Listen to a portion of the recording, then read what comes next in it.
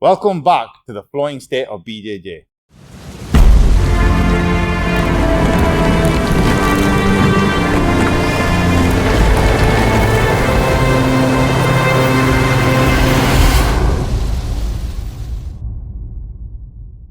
Today, I have changed my persona. I am no longer Coach Babar. I am Sensei. You will address me as Sensei today. Sensei Babar. Our subject today is the Eastern martial arts and where they have fallen. So for those people who don't know, before I got into Brazilian Jiu-Jitsu, I did traditional Jiu-Jitsu. And as you can see, I achieved the black belt in Japanese Jiu-Jitsu. This was my first ever black belt. I was coaching many a student, hundreds, got them through gradings, and I was defending the art. Okay. I truly believed this was the pinnacle of martial arts. Okay. In my height of Japanese Jiu-Jitsu, I was untouchable. Wow. I traveled to Liverpool weekly. Okay. Weekly. And as a poor uni student, that was a hard trip, but I did it. I went to Manchester. Wow. And I trained in Manchester with all the 8th stands and the 9th stands. Whoa. The big boys. The big boys. And I was Sensei Babar. With the same gi. This very gi, this is my black belt gi. This is how you can only wear a blue gi when you were Sensei, when you achieved the rank of black belt, and then you were allowed to coach. We are privileged, myself and the watchers, to witness the greatness of the blue gi and the whatever stickers you've got on there. Stickers, sir, you don't understand the significance, and neither will you, because I don't know what they are. But never mind. Kellogg's cornflakes, and you stick them on. You'd be surprised how much each one of these cost. Okay, so today, as Sensei Babar mentioned, we're going to be exploring the controversial aspect of traditional martial arts. As Sensei Babar has advised us, before his Brazilian Jiu-Jitsu journey started, he spent many a year, so much pocket money that he saved up from his childhood to pay for his belts, as you do in this kind of art back in the days. So how much did you buy your black belt for then? Was it from Toys R Us? My black belt cost me 150 something pounds. Wow. And did they give you a receipt with it? Because you might want to return it. Past this was a warranty period right now. Okay. So as you guys are telling, today's going to be a bit of a discuss the pros and cons of traditional martial arts on there. Obviously, we're going to... The cons. We're going to... Most likely, it's going to be a comedy show because generally most of the traditional martial arts are comedy shows, but we'll try to be sage where we can. I mean, every time I look at Sensei Babar, I have a lot of respect for him, but I don't know if that's going to diminish when I see the suit that he has now. So let's see how much. I demand respect. I do not earn it. Sorry, sir. Thank you. Sorry, Sensei Babar. Okay. So off the bat, I mean, what is the big controversy about traditional martial arts? What's wrong with it? It doesn't work. It doesn't work. Okay, so let me get into it. So this is a topic which I've been wanting to talk about for a long time. And we've been blessed with the podcast, blessed with the platform to be able to speak about it. And just so we're clear, I'm not speaking from a place of ignorance. Okay. Yeah. I know the intro and we're being a bit lighthearted, but this was genuinely, and when I say like, I truly believed, sorry, don't respect the belt. I truly believe that this was the pinnacle of martial arts. Okay. Right? It was known, and we were always sold it as the mother of all martial arts. Right? So in traditional Jiu-Jitsu, also known as Japanese Jiu-Jitsu, I'm going to use them interchangeably. What we were told was that all other martial arts come from this martial art. Right?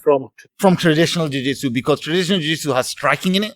Okay. Punch, kicks, elbows. Okay. It has throws in it. Wow, okay. It has ground techniques in it. So it has everything in it. So you did it though, you're telling me that now, and I didn't know that. So I haven't got a clue about Japanese Jiu-Jitsu, but you're telling me this, and I'm thinking, how can it not be effective? By the end of this podcast, right, I will sign you up for our new Japanese Jiu-Jitsu classes. Oh wow, can I be a coach in it? You have to pay $39.99 a day, and you can be a coach. Okay, thank you. I'll think about it. No, I will sell you. You will buy it. There's no thinking about it. Okay, coming back as a why doesn't work and what's the deal with it. The issue with most of them is that the pressure testing. And you've been to a Brazilian Jiu-Jitsu class and many Western martial arts is we pressure test them. Yeah. In boxing, you'll spar. In Muay Thai, you'll spar. In Brazilian Jiu-Jitsu, you'll spar. If you look at the traditional martial arts, especially when I was doing the Japanese Jiu-Jitsu, the sparring wasn't really there. Okay. Right? And when you were sparring, it was very, very controlled. Right? And when we always asked, why can't we spar full?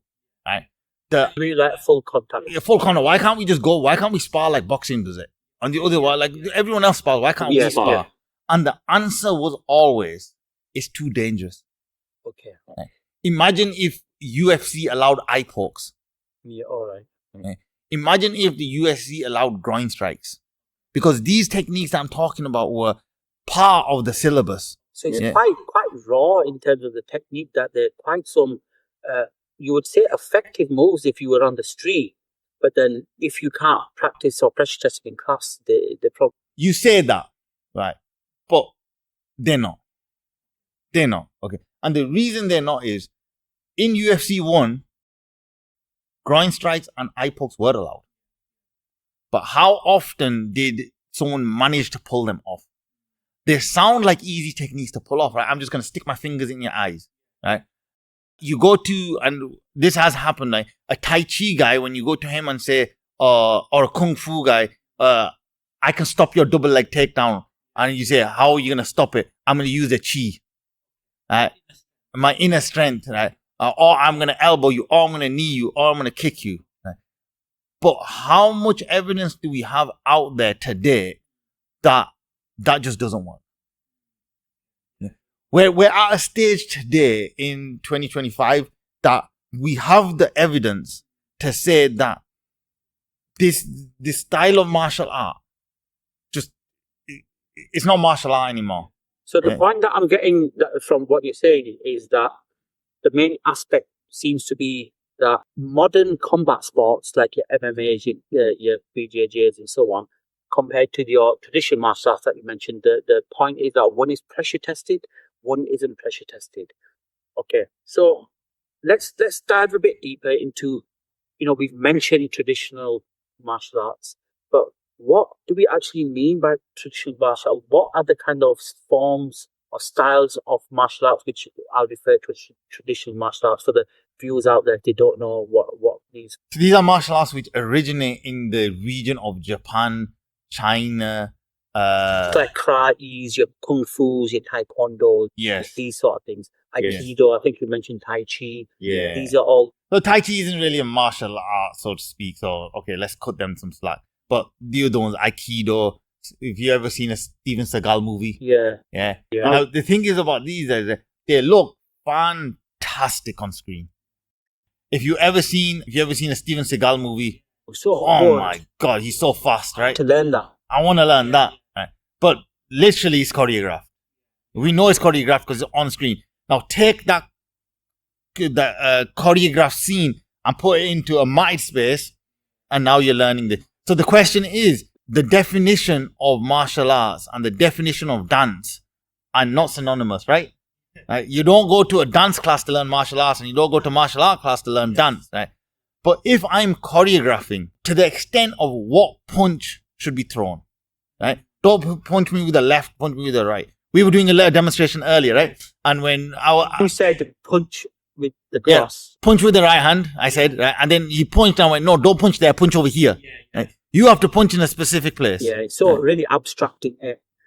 So it's dance. It's dance, yeah. I'm going to dive deeper into the dance aspect as well. So a lot of the things that we mentioned there, like your karate, your kung fu, your taekwondos, a lot of these seem to be very deeply rooted in like cultural philosophy. So it's like there's a lot of history and heritage behind it. Would you say it's more for, how can I put this?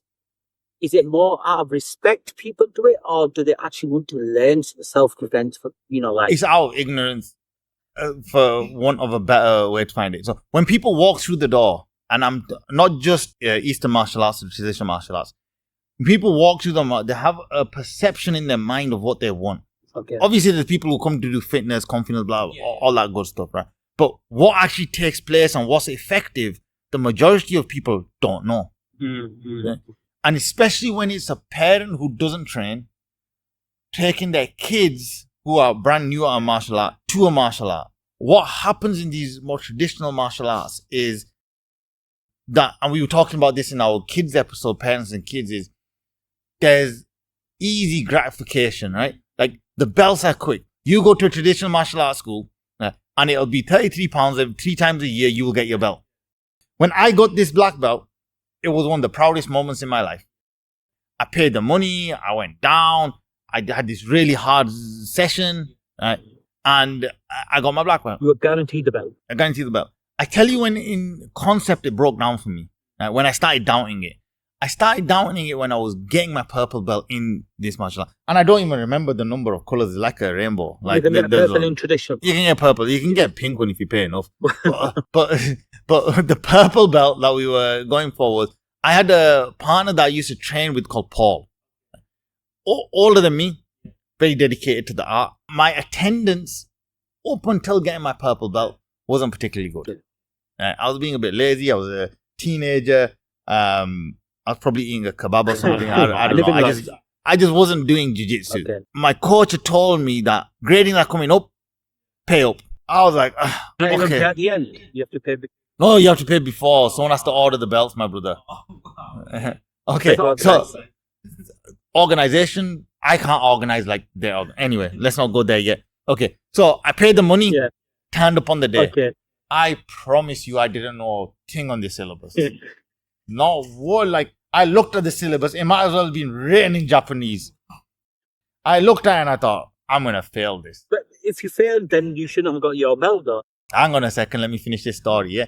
So I went to Paul, I went, Paul, listen, I haven't been to any classes. So we're going to do it like this. When he shouts out the technique, you're doing it first. So you can find out why. I'll try working out what you've done, and then I'll do it. So he did the Amazon Prime version.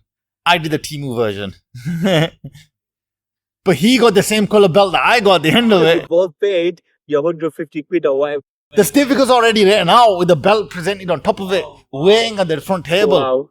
Wow. So like, I was getting the belt. I just had to do it. What I later found out when I got like more senior in this organization is there are different variations of the move. Okay.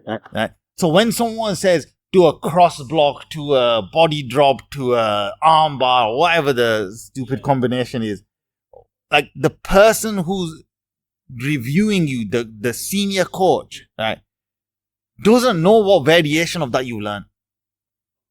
Because they've come from a different club, right? Someone had to come from Liverpool to do the grading. So we had to pay them to come to Liverpool, to come to Bradford from Liverpool to do the grading. He doesn't know what variation of this move I've learned. So how can he assess you? Why does he need to? The belt's already written. He's here for his payday. He's going to look in porn with a clipboard. The clipboard's got a blank piece of paper on it. This sounds like a Mac Dojo. That's what it sounds like. Wow. Thanks for sharing that with us. It was a good laugh. I always hear things like katas. I mean, what the heck is katas? What are forms? What's that got to do with all? What is that? So, okay, a kata is a sequence of moves which are put into moves which are put into a sequence that you then can perform on your own. Yeah. Right. So you don't need a partner to do these katas. Like so it's similar to shadow boxing. You're not shadow boxing to really like you're visualizing and all that stuff, but you're not really like you're not learning anything. You're not gaining much skill. The katas are performed to as part of your grading as well. So you have to know the blocking kata, for example, right? So it's a cross block, down block, upwards X block, and you have to learn all these blocks in sequence. And then what they say is, so when I set off from this particular point, after I finish this kata, I must end in this particular point. Turn 180 degrees and bow. Wow, what you do a Hadouken at the end? Yeah, you have to block the Hadouken at the end because it's a blocking kata. Come on, man, get with it. Oh, wow. What started as, I believe, something which was honorable, right? You can understand why the people at the top would have created katas for. I get it. People are going to say the katas are for this, katas are for that. What they've become is something very different. So a kata is a sequence of moves put together to be able to practice stuff alone. What it's become now is a choreographed set of dance routines which people assess on, like on I don't know, a dance show, Like Strictly Come Dancing. there we go, Strictly Come Dancing, and then people, do they hold up cards on Strictly Come Dancing? They do, yeah. There we go. Okay, so Strictly Come Dancing, then you can Bruno holds up a card, say 7.4, and then you go from there. You think I'm joking, right? Sorry, I'm gonna go on a tangent. Okay. I went on a refereeing course for this martial art, right? All right. And the advice on the refereeing course, when you're refereeing a kata, the first person, they advise you to give them a 7. Yeah. Even if it's the best kata you ever seen. Because if someone comes after them, that 7 is now your benchmark. Now, if the next person is better, okay, I'm going to give them 7.1. Okay. Right? If the person's worse, I'm going to give them less. Right? Don't give anyone less than a 5. Right? And obviously never give anyone a 10. Right? So like the It's all set up. It's like Pakistan cricket. It's all set up. Wow. Sensei, your bell, are you ready to move on? We are ready to move on, sir. Next question, sir. So we've sat here and we've kind of like just ripped the absolutely shred out. We're not done yet. We're not done yet, but let's try to be a bit serious. I will try to be a bit serious about this. Let's talk about some hard truths here. What, in your opinion, why are traditional martial arts being used in MMA or UFC, for example, or why they're not successful in like self-defense situations? Is part of that something because they're not pressure tested within the class, Sensei? What are your thoughts on that? So my defense to that is there are. Okay. Do you not know of Machida? What's his name? Machida, yeah. Machida. And who's the other guy from Stephen? Wonderboy Thompson. Don't you know Wonderboy? These are the pinnacles of our sport. Oh, wow. Have you not seen karate combat? I try not to. So karate combat's actually quite good. Genuinely. Yeah, I've not seen it. Karate combat's in a pit, fantastic. Oh, in a pit, yeah. I've seen it, and it's what CGI for. Yes, yeah. So it is tested, and okay. So on a Can we switch back to the real barber, please? no, you have Sensei today. Okay, there are outliers, and these guys are fantastic strikers. Wonderboy is one of the best strikers ever. He's the tall guy. Tall guy, yes. Yeah. One of the best strikers you're ever gonna see. His lateral movement, his ability to close the space. Very unorthodox in it. Yeah. Machida was absolutely fine. I loved watching him fight, right? Because his ability to change the distance was like second to none. But when we're looking to analyze something, what we don't do is we don't get the outliers and build our rule set. Yeah. Build our rule set, build our perception around the outliers. Right? These guys are the exceptional people in our martial arts. Two of them, really, isn't there? Yeah, there is. And they, like, Wonderboy was a kickboxing world champion. He was. In the modern day, what we don't look at is look at UFC and look at all these and go, okay, that's a representation of our art. Right? Because there's no way anyone got that good just using one form, arm. yeah. Right? And I'll give you an example, and I'm going to go back to dissing BJJ here, right? We saw Kron Gracie and what happened in his last match, and for those people who didn't, right, he's a BJJ guy, and he went in and he tried butt scooting along the canvas towards his opponent. It was horrific. Yeah. Right? What we can do on the ground as BJJ guys, there are people who are equally talented on the ground, on standing. So for me to have the perception, I can walk into an MMA cage and I can take down a striker at will and like not take any damage is preposterous. Right? It's just not a thing. Yeah. If you want to go into MMA, you must train MMA. So let's just take MMA off the table as our pinnacle. Okay, good point. If you want to look at it, what you need to look at the top guys and genuinely look at what they mix together. Generally, they'll be stronger in some than the other, but they'll generally mix together some form of striking, generally Muay Thai, sometimes kickboxing, but generally Muay Thai. They'll definitely have boxing sessions in there as well, right? But they'll be doing boxing, Muay Thai, kickboxing, that family of art. They pretty much all wrestle. Yeah. And pretty much all have some sort of jiu-jitsu groundwork in there. And it's generally jiu-jitsu. Yeah. So Sambo, jiu-jitsu, there's that school. But like, them are the grounded ones. If you look at UFC, look at the other big organizations, the MMA organizations. Kind of the expected base. That's the base. Yeah. Very rarely will you see someone drop in karate. I have not seen anyone have a traditional jiu-jitsu background and say, for my striking base, I'm going to use traditional jiu-jitsu. UFC, MMA art of it. So, I mean, the point that you made, I didn't think of it in that manner, and it's a really good point. We do tend to use MMA as like the pinnacle, and you've kind of put your argument against it for not using it as a pinnacle, which I think I agree with. So if I rephrase the question then, so if we go in a self-defense situation, why do these traditional martial arts generally not work? And I did mention, so you did mention that there's no pressure testing. Fundamentally, yes. Fundamentally, it's hard to train for a situation that's going to happen on the street. So what scenario are you going to train for? When we go on the streets, we're going, okay, fundamentally what we're saying here is any situation where you're going to get attacked. Are we talking about classroom sitting down, classroom standing up, in the playground? You can't say to them, oh, let me just get my stance and punch me here like you. Are we talking about the supermarket? Are weapons involved? Are weapons not involved? The number of scenarios for self-defense is just too big. So what we have to start doing if we want to really study the art of combat is we need to start building defined parameters. And rather than getting good at the whole like self-defense, we just got to become good fighters. What do you use to become good fighters? Well, okay, now we can start looking. What do good fighters do?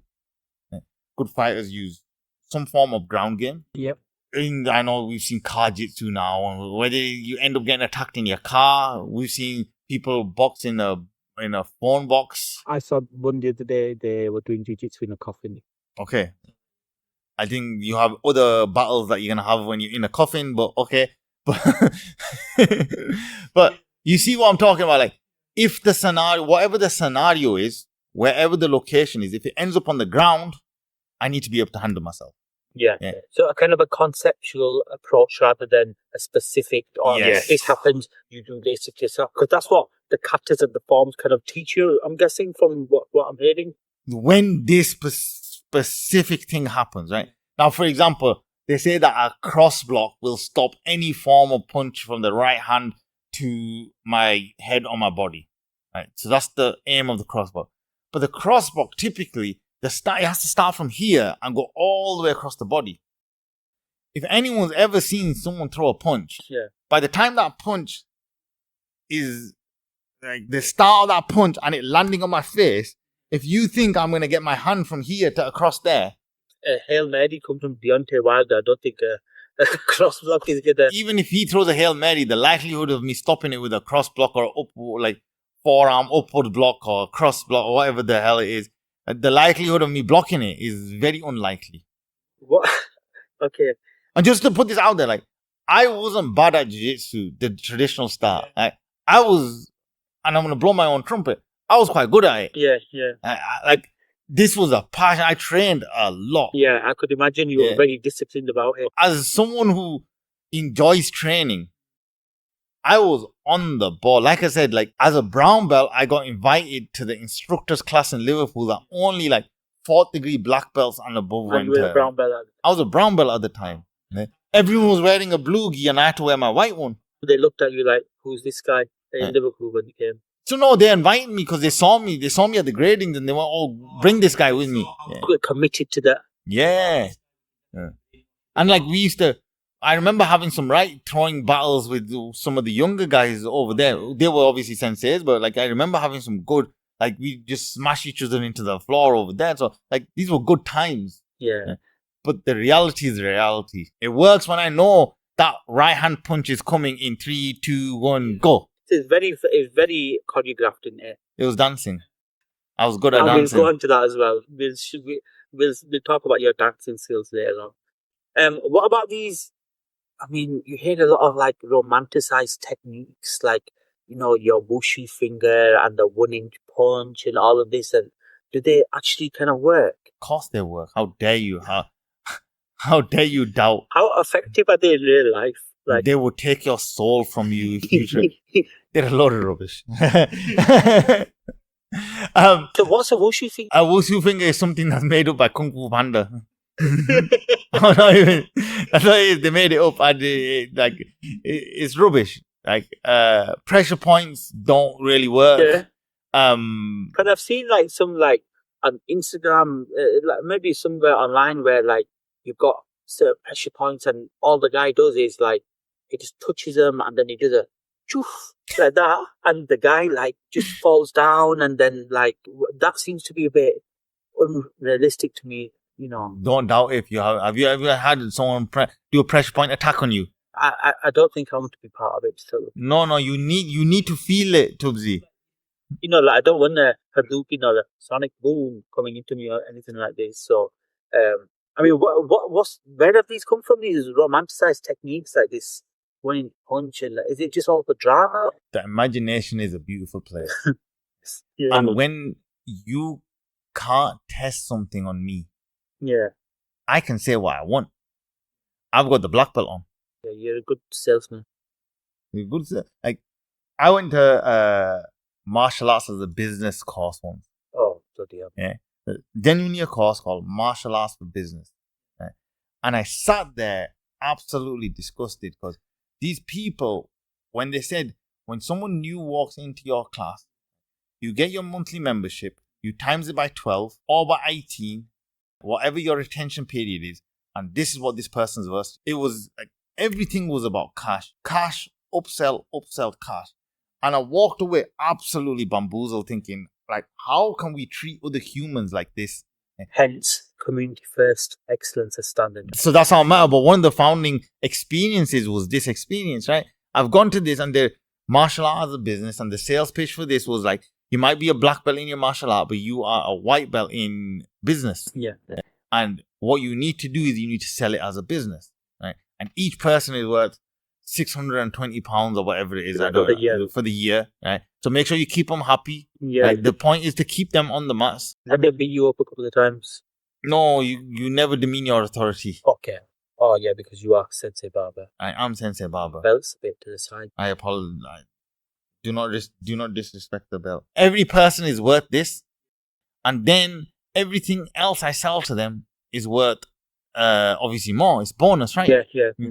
You need to extract as much as you can before they leave. Because they've got on a sell-by date, which you need to extract as much juice. There's obviously fundamental issues with this way of thinking, with this way of working, right? And one of the reasons that I implement you can't buy a gi within the first 10 days. I was going to say, because everything that you're saying is what you're, I know you personally, is what you're... You know Baba, this is Sensei. Sorry, so that other guy who I know, Baba, Yes. He's the total opposite of you, Sensei. And he's not a businessman. What a fool. He's very different to you. I think you might need to give him some business lessons. One of the reasons why you put in that you're not allowed to gi in the first 10 days is, one, the kid has to earn it. Behavior, make sure the parents, all that stuff. There are kids on the mats today who have been here 3 months and I still haven't sold them a gi. Yeah. And they come up to me every session and they ask, Coach, can I get a gi yet? And I say to the coaches, how did you do today? He was talking a bit much. I went, oh. Yeah, you have to earn the gi. You have to earn the right to wear our badge. Yeah, and if it were just about the money, it would have all... I mean, you got plenty of merch. It's easier for me to sell that gi to him.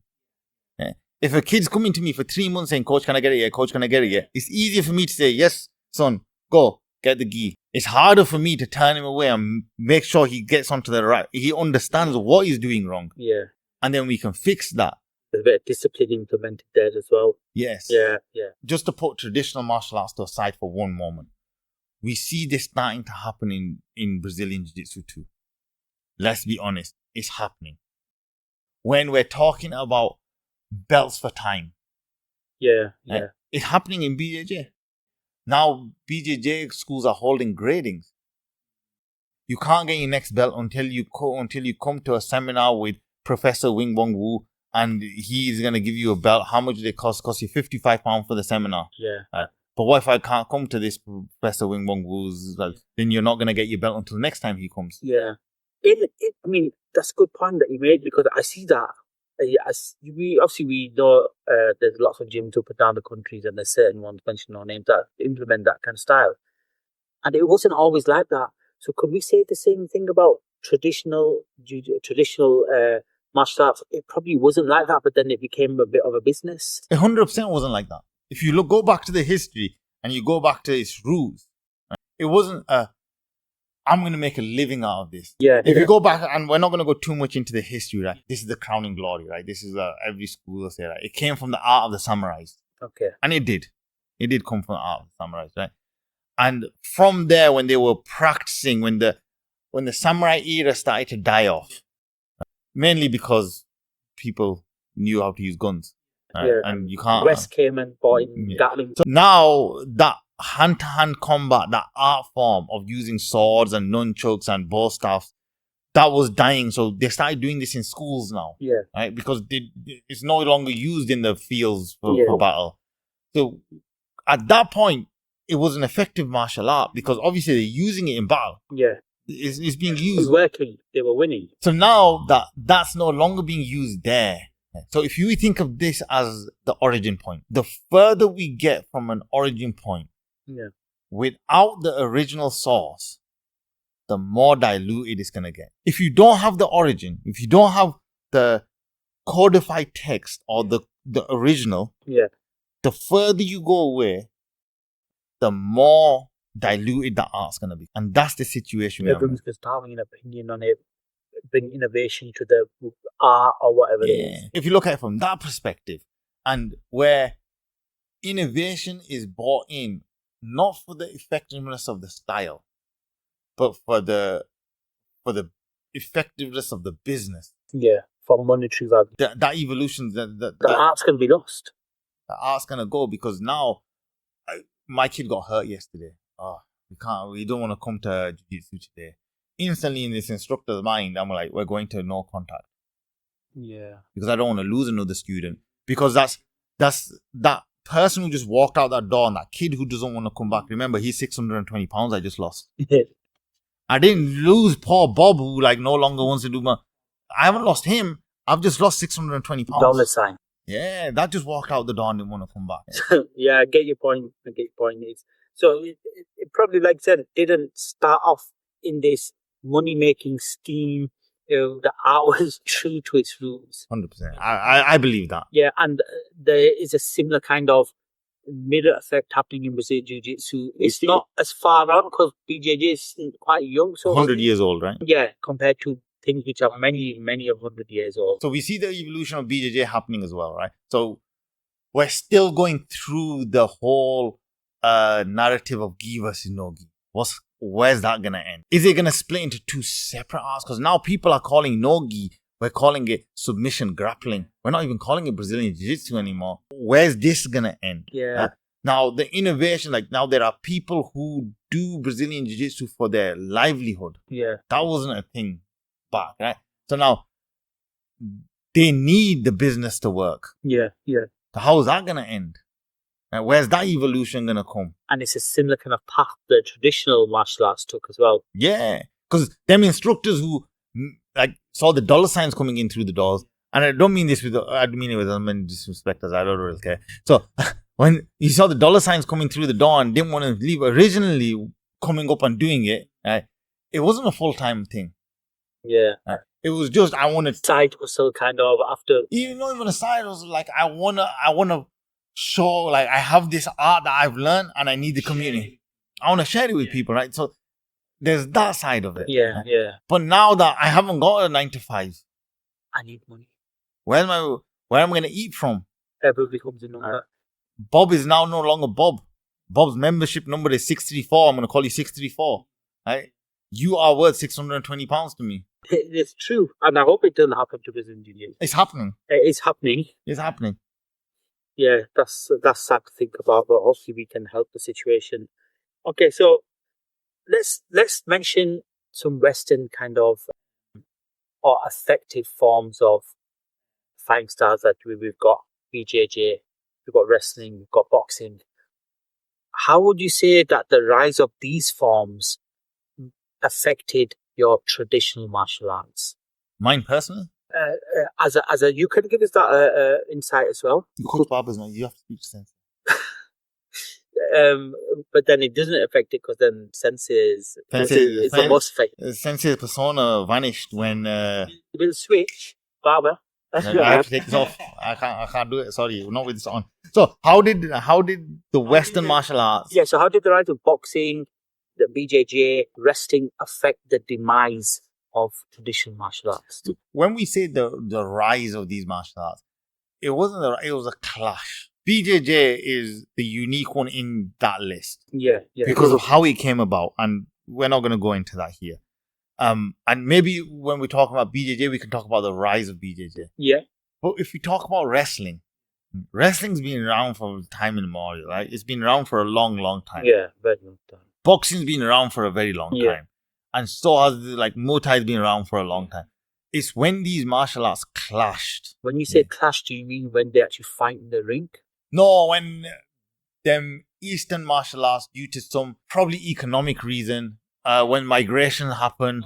Yeah, some were introduced to certain areas. For example, how do, even though we said we're not going to do it, let's just step back. How did Brazilian Jiu-Jitsu come to be? Just before Judo was starting to be canonized into like a form, it was still called Jiu-Jitsu. Yeah. And all Jigoro Kano wanted to do was to formalize this Jiu-Jitsu. So as he formalized it and became into like these set moves and these rules and this way of teaching, as that started happening, people started calling it Judo. It was I believe in his mind originally, I'm just formalizing Jiu-Jitsu. Yeah. And then it became Judo. And the way it got into Brazil was there was a mass migration from Japan to Brazil. Yeah. And that's where this Jiu-Jitsu started to develop. Clash you're talking about. I'm talking about Jiu-Jitsu. That's how Jiu-Jitsu got to Brazil. And then from there, Brazilian Jiu-Jitsu came. Right? The clash is when either for example, British workers went across to work in Japan and they picked up the Japanese martial arts. Yeah. So if you talk about the World Jiu-Jitsu Federation, there was a gentleman who went to Japan. He worked in Japan, stayed there for 5 years, learned Japanese Jiu-Jitsu, came back to the UK, started teaching people from it. His students then split into the British Jiu-Jitsu Association and the World Jiu-Jitsu Federation. And then that's where Jiu-Jitsu proliferated, this style of Jiu-Jitsu proliferated in the UK. Yeah. So if we look at that now, once it's got over here, there's now boxing going on and there's Jiu-Jitsu going on, and that's why the clash happens now. Oh, I understand. So that's why the clash happens, and now side by side you can see the effectiveness. One of them has a selling point of where for the streets, where self-martial arts. That's a sport. Self-defense. Yeah, that's a sport. Sport doesn't work in self-defense. That's another line that traditional martial arts say, right?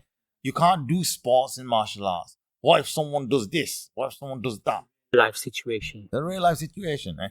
And to the layman, that sounds like a very plausible argument. Yeah. Right? Yeah. Like in a real life situation, let's say a criticism to Brazilian Jiu-Jitsu is you can't just pull guard on the streets. Can't pull guard in the streets. Yeah, that's why I learned how to do double leg. Yeah. And no true martial artist of their art will say that their art is pure, as in the only one. Yeah. Right? So you go to a Muay Thai fighter who's a pure Muay Thai fighter and he's not sold in his bubble. Right? He will say that if you want to be a fully complete fighter, you need to be able to get up off the floor if someone takes you down. Yeah, so he kind of has that respect for other kind of forms which will help him do that. Or the forms outside, because to be able to train, we need rules. You can't train without rules because you're only going to train one day. It's just too violent. Unless you do some sort of martial art like this, which then is not violent at all. Yeah. And then you don't learn anything. One extreme to the other then. Yeah. So we need rules, and the rules are what are going to help us to learn. I've seen a few films like The Karate Kid. Okay. And all of this and martial law, Channel 5, 8 o'clock back in the days. Okay. Yeah, where that big fight used to be doing in all this. It looked like dance to me. Mm-hmm. Like, for like when they're doing the kata, like I've seen kata competitions for like karate, and they're doing, yeah, and they're screaming and all that. They do moves that seem like dance. So are they just, as traditional martial arts, just become a performance rather than practicality? If we look at the definitions, and I don't know the different dictionary definition of dance, but what dance means to me is there's expression through movement at times which is choreographed. That's kind of what dance means. In my mind, that's what. There's a collection of set moves in it. So if we then try to apply that definition to traditional martial arts, techniques are very much like, you must do this, this, this, and I'm going to counter it with this, this, and this. And that's how we learn. It looks like dance. It's not look like dance, it is dance. It's fundamentally, I am dancing with my partner. You are. And and I'm having a good time. Not a very realistic way. Well, dance isn't realistic, is it? So, there's a lot of culture behind and heritage behind traditional martial arts. For example, there's a lot of like respect involved, like Sensei knows best mentality. If Sensei says this, it has to work, even though if Sensei does, like, there's someone across the room and Sensei does a Hadouken and nothing comes out, that guy will have to, like, respect fall to the floor and stuff like that. Do you think that this discourages that particular mentality? If you can see through it, it discourages people from joining that particular. The issue is here, right? It's not about if you see through it or not. The issue is, like, are you in tune with your chi? If you're not in tune with the chi, then you're not going to see it, are you? Yeah, that's true. The whole world's blind. You must first train to be one with your chi and your inner energy, and then you will see, your eyes will open. So we are the problem, we don't have the chi, so we can't. No, you have the chi, you're not in tune with your chi. Oh, I see. I'm sorry. This is the problem. Maybe you can give me some lessons and I can get the chi and do that. £33, 50. I need to take my committee out for that. So, in reality, sorry, I was taking the bit. Ask me the question again. For me, there's a cultural trap in these martial arts because there's a lot of, like sacred methods are really challenged. It's that kind of ethos of Sensei knows best. You can't question what Sensei says. It's like when we're in class and you're teaching a move, and if you're doing something, and as we know, there's a lot of variations for certain submissions that holds, or someone might say, oh, what about this? I like to do this. And then you will tend to say, oh, no, you have to do it this way. You actually say, get off my mat. You actually said this to me, and I know this. You said that, no, there's a situation for that particular move. You didn't discourage me from using it. You explained to me when to use it, and you showed me the effectiveness. But in terms of this cultural trap I'm mentioning about Eastern martial arts, it's like whatever Sensei says, it goes. The moves, the up block, the katas, the very sacred moves, they come from thousands of years ago. They're rarely challenged. What effect does that have on the art itself? So I'm gonna, just to prove that we're not dissing the traditional martial arts, just right, it's happening in BJJ as well. Right? This is happening in BJJ where, for example, the legacy of the Gracies, if we look at them and the way they're told in history, like they were upright warriors, and some of them weren't. Some of them were absolute scum. All right, from the Gracie. Some of them were terrible humans. If you look at history and you actually study like what they were like, right, some of them were disgusting. Outside of jiu-jitsu. Just even in jiu-jitsu, they were just horrible people.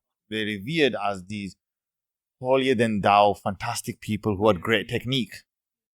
If you think about the Gracies and their technique, some of them only learn a triangle at purple belt. The triangle is a move from Japanese jiu-jitsu. And someone had come over and said, oh, look at this move. And they're like, we need to be super careful about looking at history through rose-tinted spectacles, because sometimes it's just not that rosy. Now, that doesn't mean that we put down on them. They were working with what they got. The black belts of my generation are not going to be as technical as the black belts of the next generation. And that's just the way it works. If I was more technical than my black belts, I haven't done a good job at teaching them how to learn without me. Yeah. I need to be the shoulder. They say, one of my absolute favorite saying of all time is like, we stand on the shoulders of giants. Our parents, our forefathers, they've done phenomenal work to get us comfortable lives that we live. Or even if our lives are not comfortable, they're more comfortable than plowing the field. Our life is their pinnacle. My jiu-jitsu is standing on the shoulders of the giants that my coaches. Yeah. Now, if my students are not better than me, then like they're not standing on my shoulders. I'm keeping them down. Looking down on them. Keeping down on them. This is the issue that I find with the traditional martial arts.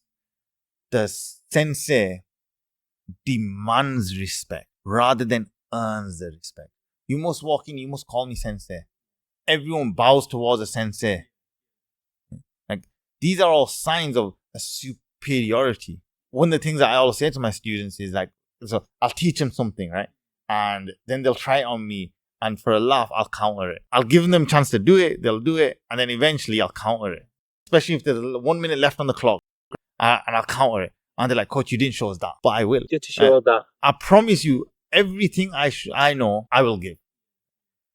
But as a sensei, I want to remain top dog. I can never be beaten. Is that why when you see sometimes on the net, you have this 80-year-old, a very elderly looking individual who has a white beard and he looks like a wizard, and he's like a 25 dan black belt and something, and then you've got a young, fit, strong looking guy, and the wizard beats him up. So you shouldn't be able to beat him up if they were actually rolling and actually sparring. Obviously, the fitting. A kind of example, an extreme example. Yeah, that would be an extreme example of it. Like at a certain point, 18, 19-year-olds that come into our gym are gonna be able to beat me, and I'm gonna have all the stripes on my black belt. You're gonna still be a higher belt than him. Higher belt than him, yeah.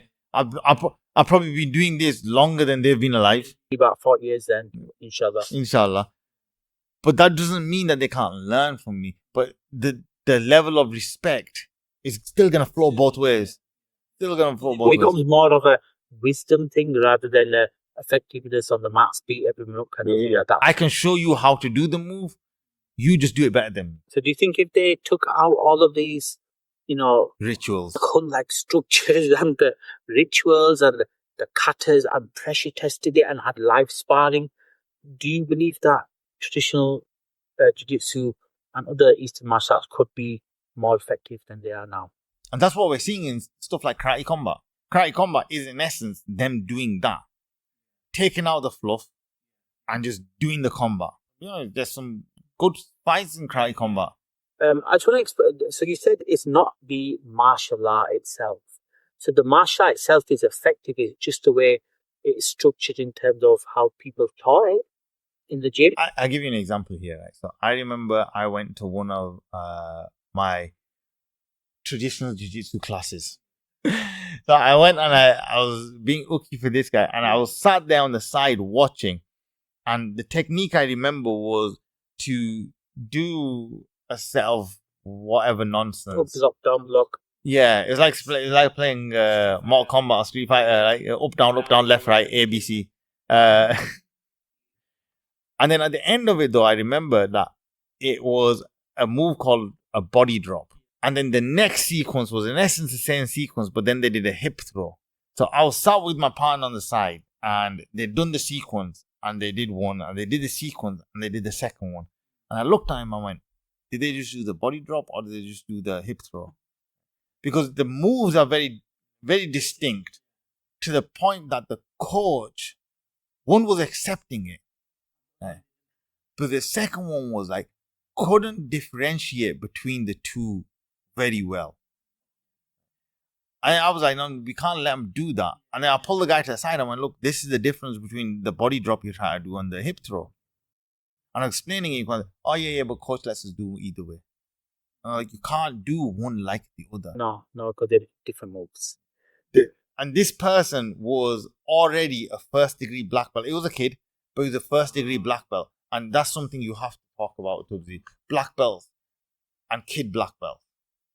in traditional In jiu-jitsu. traditional jiu-jitsu. I'm getting onto it. So, like, we mentioned that earlier as well, and you said there's so many belts, and then you get to people who are, people talk about their kids, and they're doing some traditional martial arts, and they're like 8, and they're a 10 black belt already.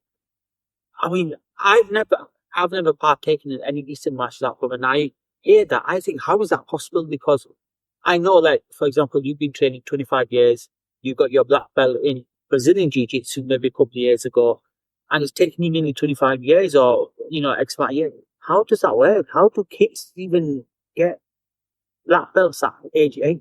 How they get them is quite easy, right? They pay for Pay them. for them. But isn't that make it diluting this art even more? This kid, as he walks through the door, what If actually a chicken with money on it. what better to keep this kid to say, in 3 years' time, you're going to be a black belt. You say that to any kid, 3 years, you're 620 pound times 3 now. You're in. 1,800 quid in the 2 grand there. You might as well just pay him. Yeah, can you pay him and just get like the... Just get So my point, my takeaway from that is it's more of a business thing to keep them engaged. Set the goal, you're going to become a black belt in 3 years. Because I remember I told my little one, she said to me, when I'm going to be a black belt, I says, well, it took Coach Barber 25 years, so that long. And I saw the effect on her face, like, oh, that's so long. But then then you're on the mats for the love of the sport, aren't you? And can't watch those facts. But in that, it's more of a business. You're going to get the black belt. You keep them engaged. You get the money. The black belt doesn't mean anything.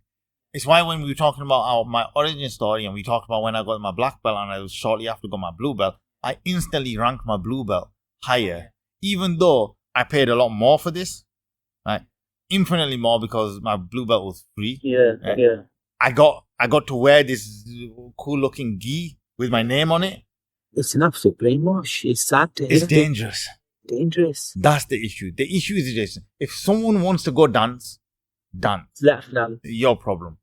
But to sell someone the misconception that they are practically invincible. Your life depended on it, and they are in the alleyway, and someone comes and attacks them, that they don't run away, and they think they have the belief to stand and do your side block, or you gain Hadouken, everything, and then the next thing they see are the pearly gates. It's like it's quite sad to see that. Really. I've told you this story before about when it was literally knocked out of me, the confidence in this martial art. This boxer, young lad, younger than me, he hit me in the ribs, not my liver side, on the other side, and it took the wind out of me. And as soon as he stepped forward, I hit the fastest double leg I have ever hit in my life. Yeah, but you did. Took this guy down, and all I did was pin that guy to the floor. Because if he got up, I was dead. At that point, I realized when it hit the fan and it was pressure tested, I went to BJJ. BJJ is the thing that saved my backside. The Japanese Jiu-Jitsu, as they say, came out the back door really fast. I got smacked clean. I understood at that point. He knocked some sense into you. That's what happened. Bless him. All the prayers are going to him.